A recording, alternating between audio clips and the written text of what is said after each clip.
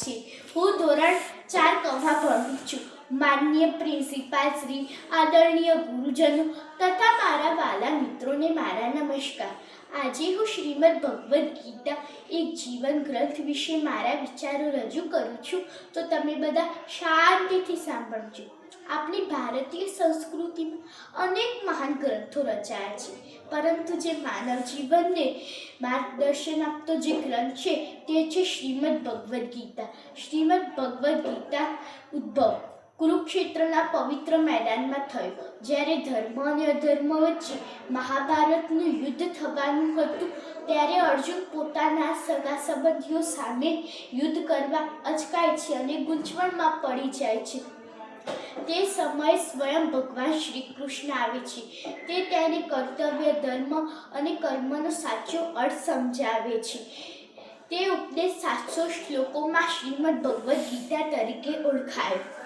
કર્મણ્યેવાધિકારસ્તે મા ફલેષુ કદાચન.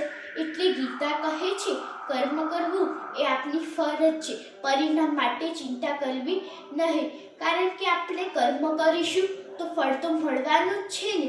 સ્વયં ભગવાન શ્રી કૃષ્ણ અર્જુન જોડે હતા, પણ યુદ્ધ તો અર્જુનને લડવું પડ્યું ને, માટે ભગવાન હંમેશા આપણી સાથે હોય છે.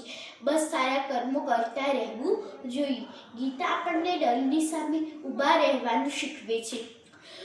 અર્જુન ડરતો હતો, આપની જેમ જ આજે પણ માણસ ડરે છે.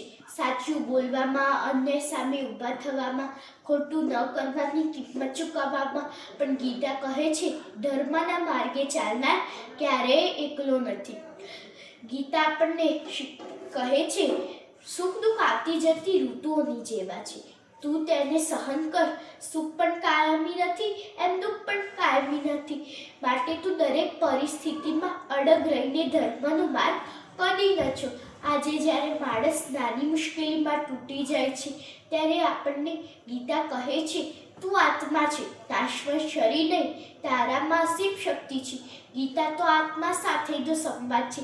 જ્યારે મન ભટકે, જ્યારે નિર્ણય મુશ્કેલ બને, જ્યારે ખોટું સરળ અને સાચું કઠિન લાગે, ત્યારે ગીતા આપણને રસ્તો બતાવે છે.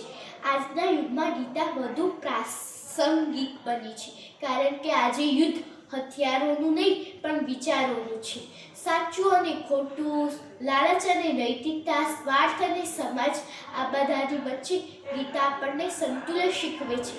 ગીતા કહે છે, પલાય નહીં પરંતુ સામનો, ફરાર નહીં પરંતુ ફરજ, અને સૌથી મહત્વનું માનવ બન. આથી હું ગર્વથી કહું છું, શ્રીમદ ભગવદ્ ગીતા કોઈ ધાર્મિક પુસ્તક નથી, એ તો એક જીવન ગ્રંથ છે. જો આપણે ગીતા સાથે જીવીશું તો સમાજ આપમેળે સુધરશે. તો ચાલો આજે સંકલ્પ લઈએ, ગીતા હાથમાં નહીં પણ હૃદયમાં રાખીશું. છેલ્લે 2 પંક્તિઓ કહીશ. ગીતા છે જીવનનો દીવો, અંધકારમાં આપે પ્રકાશ, કર્મનો રસ્તો બનાવે શાંતિ, આપે વિશ્વાસ, ડર ન હાર ન થાક, આત્મા અવિનાશી છે. ગીતા કહે, માનવ તું શક્તિ અસીમ, યુદ્ધ મેદાનથી જીવન સુધી પહોંચજે. ગીતા ધર્મનો માર્ગ બતાવતી રહેશે. ભારત માતા કી જય હો.